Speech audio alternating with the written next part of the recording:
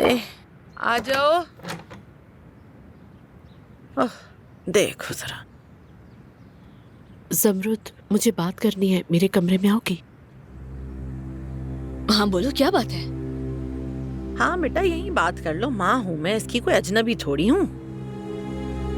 बात बच्चे के बारे में है। अम्मी को तो वैसे ही पता चल जाना है, तो यही बात कर लेते हैं। बेटा, अरे तुम उम्मीद से हो क्या? नहीं अम्मी, ऐसी कोई बात नहीं है। मैंने एक फैसला कर लिया है।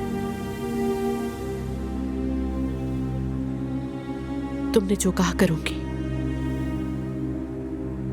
ये तो बहुत ही अच्छी बात है। ठीक है।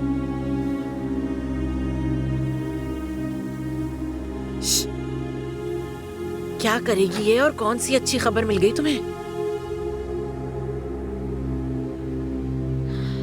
अम्मी, मैं डॉक्टर्स के मुताबिक कभी भी माँ नहीं बन पाऊंगी।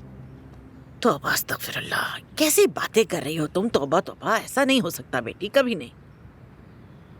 डॉक्टर ने बताया कि उन्हें ऑपरेशन के दौरान ये बात पता चली। क्या सच कह रही हो? देखा तुमने, इसीलिए तुम हमला नहीं हो पाती हो ना। लेकिन इस सब में दानिया का क्या काम है भला? मुझे नहीं समझ आया। डॉक्टर ने सरोगेसी का मशवरा दिया है, इसके लिए हमने दानिया का इंतखाब किया है। तौबा बेटा, ये क्या बकवास है? पागल तो नहीं हो गई हो?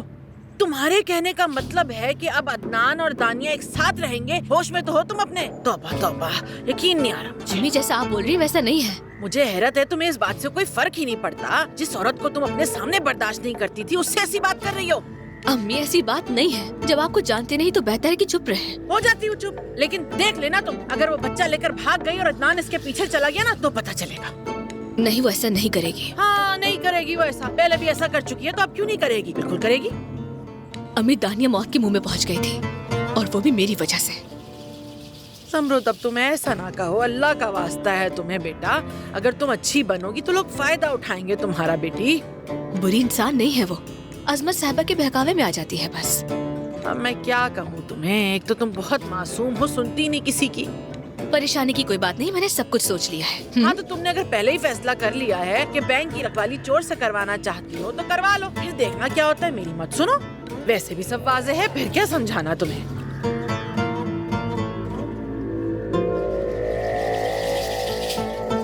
अम्मी, ठीक हूँ मैं, समझ गई। बाबा से कह देना कि उन्हें परेशान होने की जरूरत नहीं है। मैं वैसे ही सब करती रहूंगी जैसा बाबा चाहते हैं, ठीक है? आखिरी लम्हे तक किसी को पता नहीं चलेगा। इसकी क्या जरूरत है? तुम खुद के साथ ऐसा क्यों कर रही हो? मुझे नहीं मालूम ये मामला बाबा के सोचने के मुताबिक हल होगा या नहीं, मगर जिंदगी बहुत लंबी है। मैं ये इसलिए कर रही हूँ ताकि वो अपनी गलतियाँ ठीक करने के लिए हमें इस्तेमाल ना करे। और ये दिखाने के लिए तुम अपनी माँ की तरह सर नहीं झुकाओगी? हाँ बिल्कुल, उन्हें पता चले कि हम उन्हें मुश्किल में डाल सकते हैं। मैं लतीफ की वजह से खामोश हूँ, ताकि उसके साथ कुछ बुरा ना हो। अम्मी,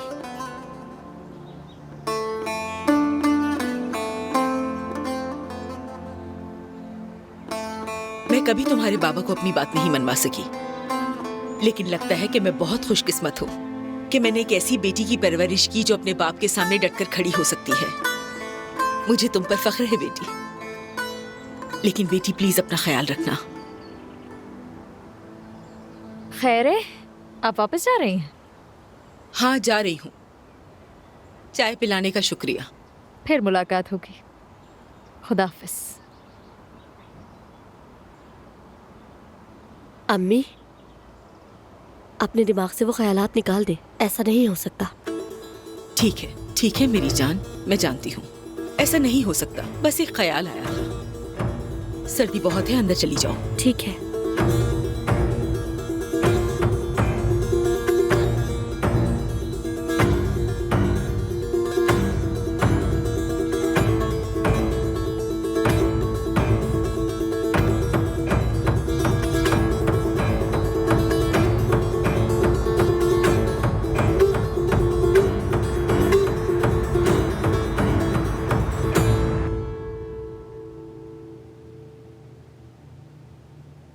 ओह, रूम सर्विस पसंद आया। तुम भी मुझे बहुत पसंद हो। क्या बात है, तुम तो ऐसी बातें नहीं करती थी, क्या चक्कर है? तुम्हें कुछ बताना है? हाँ हाँ मैं जानता था ज़मरुद, ठीक है बताओ। दानिया, उसने हमारी ऑफर कबूल कर ली। ये सुन के मुझे बिल्कुल भी हैरत नहीं हुई। मैंने तो पहले ही कहा था तुम्हें कि तुम सोच लो। अब देख लो, ऑफर कबूल कर ली। लेकिन उसने फौरन हाँ नहीं कही हमें, उसने सोचा फिर कबूल किया।